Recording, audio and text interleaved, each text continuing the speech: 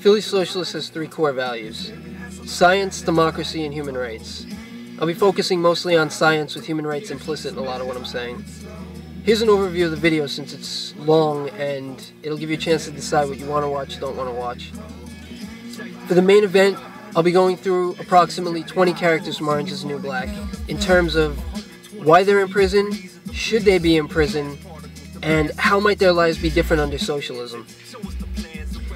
If you look in the YouTube video description, you'll see a timestamp next to each character.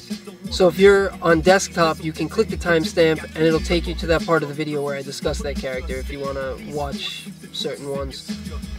If you're on mobile, you can't click those, doesn't work, so you'll just have to scroll to it, to the time that you want to watch.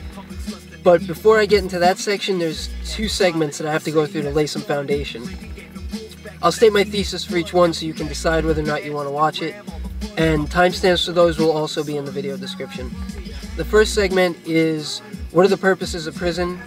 My thesis is basically the right reasons to send people to prison are rehabilitation and incapacitation. If you don't know what incapacitation means in terms of prison, you should probably watch that segment. And the wrong reasons are deterrence and punishment.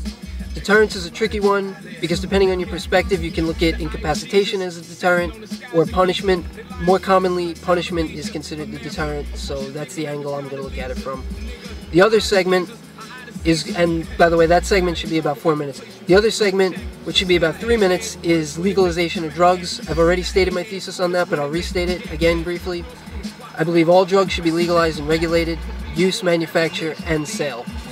I'm also going to make a follow-up video about white privilege and Black Lives Matter. I was going to put it all in this video, but this one's way too long. So, white privilege will be about Piper's furlough, Black Lives Matter, kind of cheating, but I'm doing it because I've seen people from the show tweet about it, so I know it's relevant and important to you guys. Speaking of which...